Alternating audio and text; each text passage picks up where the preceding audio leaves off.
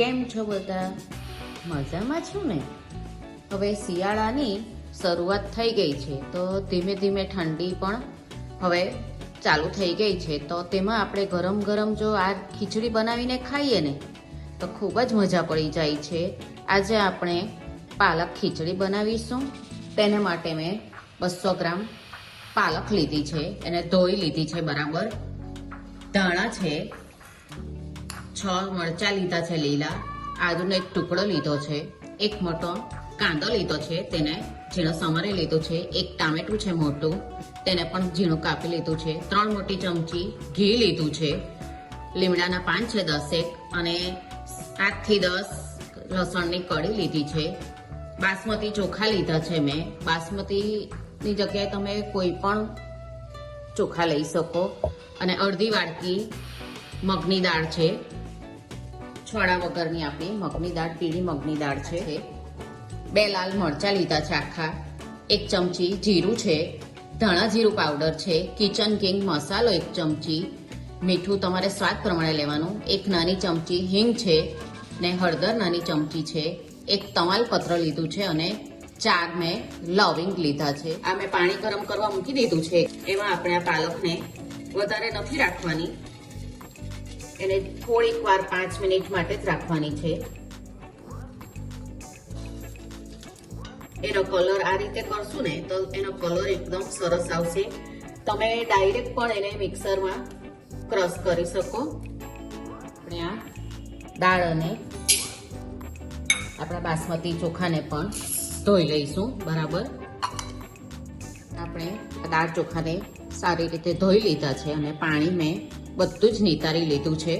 એને એક પ્રેશર કુકરમાં આપણે લઈ લઈશું અને એનાથી ડબલ આપણે પાણી લેવાનું છે.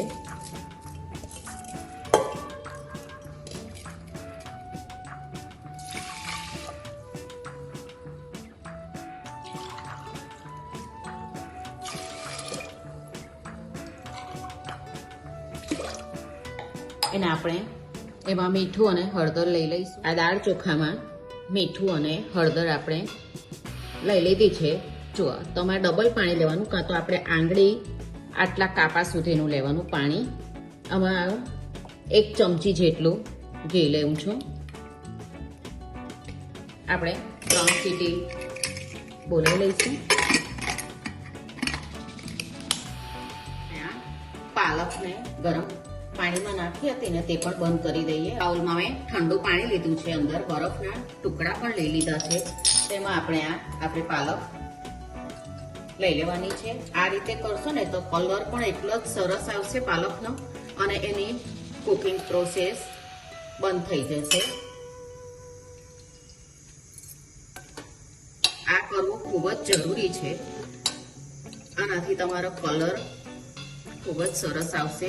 પાલકને એક મિક્સર જારમાં લઈ લઈશું.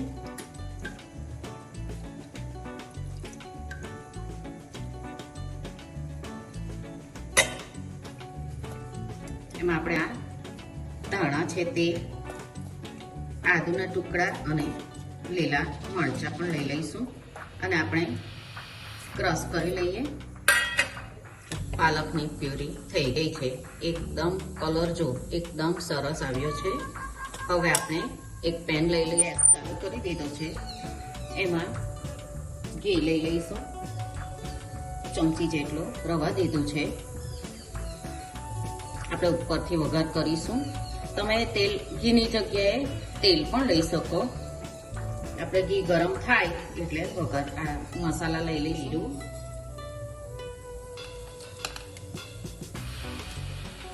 આ મરચું છે તે, લવિંગ અને તમાલપત્ર,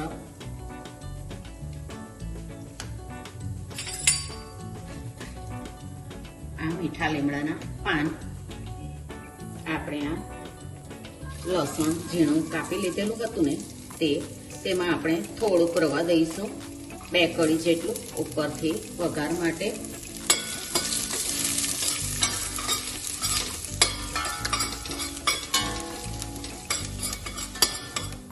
આપણે આ લસણ ઝીણું કાપી લીધેલું હતું ને તે, તેમાં આપણે થોડુંક રવા દઈશું 2 કળી જેટલું ઉપરથી વઘાર માટે.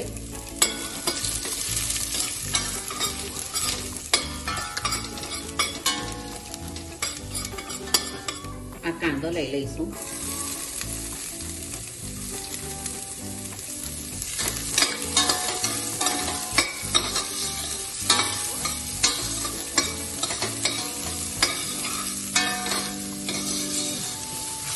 ખીચડી સાથે તમે દહીં કે રાયતું લઈ શકો, પણ એક એમને પણ આ ખીચડી ખૂબ જ ટેસ્ટી લાગે છે. અને મગની દાળની જગ્યાએ તમે તુવરની દાળ લાવો ને તો પણ આ સરસ લાગશે ખીચડી.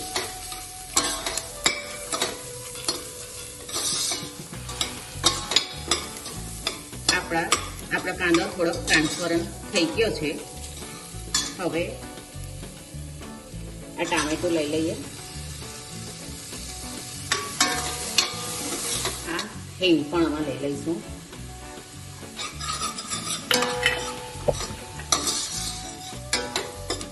આપણું ટામેટું પણ એકદમ સરસ સતળાઈ ગયું છે. એમાં આપણે આ પાલક પ્યુરી લઈ લઈશું.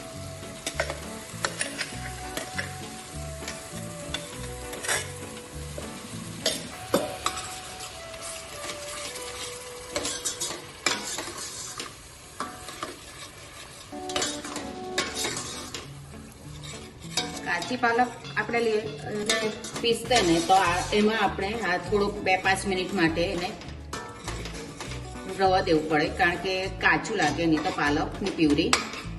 આપણે પાલકની પ્યુરી બરાબર સોતે થઈ ગયું છે. હવે આપણે દાળ અને ચોખા બાફતી વખતે મીઠું અને હળદર નાખ્યા જ હતા. આ પાલકના વગરનું થોડુંક મીઠું લઈ લઈશું, અડધી ચમચી જેવું નાની. એમાં ધાણા જીરું અને કિચન કિંગ મસાલો. આપણી પાલક બફાઈ જ ગઈ છે. જો એકદમ સરસ આપણા દાળ ચોખા બફાઈ ગયા છે. આપણે અંદર આપણા દાળ ચોખાને લઈ લઈશું.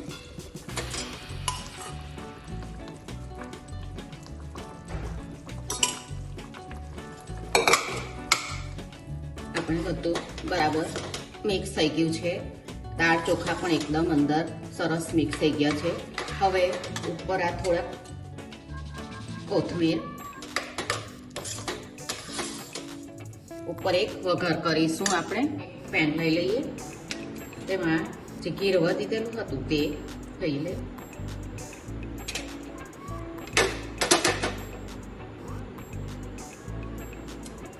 આ એક મરચું અને આ લસણ ચોપ કરેલું હતું તે લઈ લઈએ. આ રીતે વઘાર કરીને નાખશું તો ખીચડી ખૂબ જ સરસ લાગશે. લસણને થોડું લાલ થવા દઈશું. લસણ થોડુંક લાલ થઈ ગયું છે. હું એમાં આ 5 ચમચી જેવું લાલ મરચું લેવું છું. તમે આને સ્કીપ પણ કરી શકો. ગેસ બંધ કરીને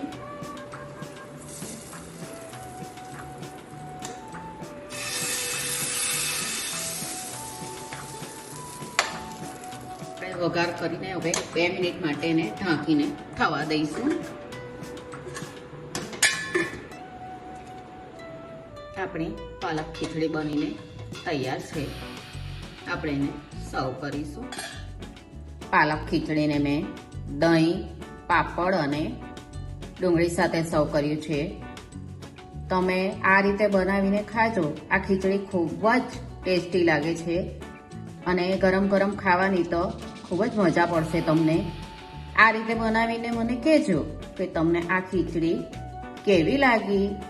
આપણે પાછા મળીશું નવી રેસીપી સાથે. આવજો.